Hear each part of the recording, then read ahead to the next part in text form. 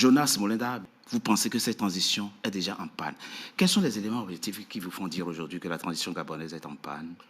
Parce que on attendait voir dans la sphère décisionnelle de l'État des personnes neuves et non celles qui ont amené Ali Bongo dans les abysses, le régime d'Ali Bongo dans les abysses. Et on se rend compte qu'il y a eu beaucoup d'annonces après ce coup d'État, Oui. des promesses de changement, mais dans le fond, les mêmes pratiques demeurent. C'est juste le même régime qui se régénère. Alors, allons-y pas à pas et concrètement. Et le président Brice Oligui Nguema, aujourd'hui, s'est entouré d'un certain nombre de collaborateurs. Il a formé son gouvernement. Vous auriez souhaité que dans son gouvernement, comme au niveau de l'Assemblée, il n'y ait pas de gens, de cadres gabonais qui aient participé au pouvoir précédent? Non, ce n'est pas ce que j'ai dit.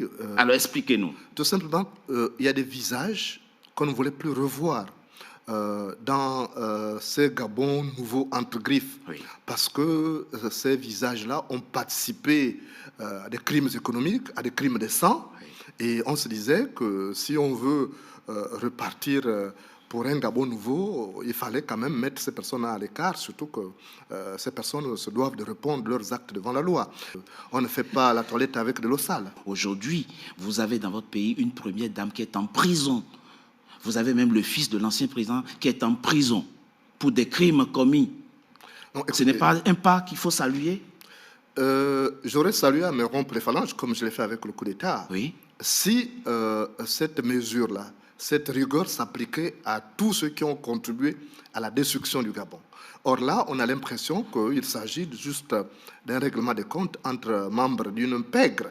Parce que Sylvia Bongo, comme je l'ai dit ailleurs, Sylvia Bongo n'est pas la cause de ce qui arrive au Gabon. Sylvia Bongo n'est que la conséquence. Oui. Vous avez eu, par exemple, la présidente de la Cour constitutionnelle qui a validé tous les actes qui ont été posés. Oui. Madame Marie-Madeleine Boranso, oui, qui continue à baguenauder à travers le monde.